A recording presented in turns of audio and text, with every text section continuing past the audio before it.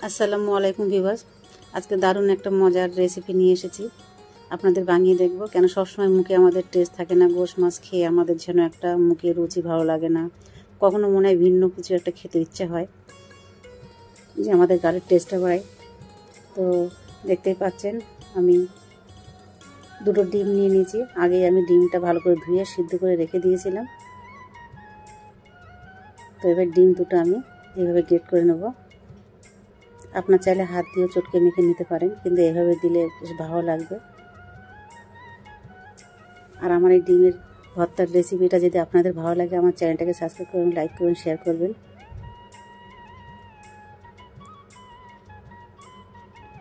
দেখেন এইভাবে ঠিক আস্তে আস্তে আমি ডিমগুলো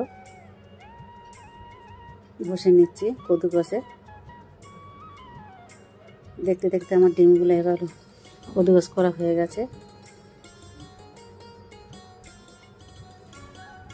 আপনারা বানিয়ে দেখবেন, খুবই ভালো লাগে।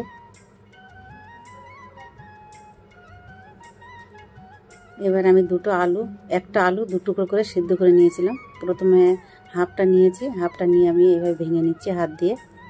তারপরে আর একটা টুকরো সেটাও নিয়ে নিচ্ছি, আলুর সিদ্ধ করাটা দিয়ে হাত দিয়ে ভালো করে মেখে নিচ্ছি। আলুটা আগে ভালো করে চটকে মেখে নেবো, কারণ ডিমটা দেওয়ার পরে বেশি জোরে জোরে আমি মেখে নেব না, হালকা হাতে আমি মেখে নেব।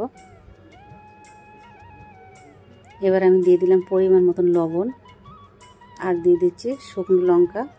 আমি তেল দিয়ে ভেজে রেখেছিলাম, আপনারা চাইলে কাঁচা লঙ্কাও ব্যবহার করতে পারবেন, সেক্ষেত্রেও খুবই ভালো।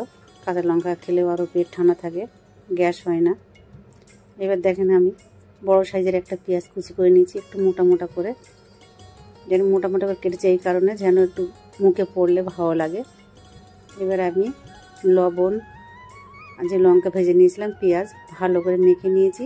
এবার আমি সর্ষের তেল দিয়ে দিচ্ছি। আপনারা চাইলে এতে মাখন বা ঘি দিয়েও ভর্তাটা করতে পারবেন।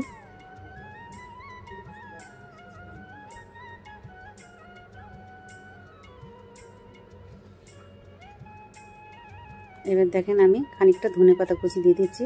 ধনেপাতা কুচিটা অপশনাল, আপনারা দিতেও পারেন না চাইলে, আর চাইলে দিতেও পারেন, যার ভালো লাগবে না সে দেবে না। এবার দেখেন আমি হালকা হাতে ডিমগুলো ভালো করে মেখে নিচ্ছি, ঝটপট বেনে যায় কোনো ঝামেলা ছাড়াই। তো আমার রেসিপিটা কেমন লাগছে অবশ্যই একটা লাইক করবেন। ভালো থাকবেন, সুস্থ থাকবেন। আল্লাহ হাফেজ।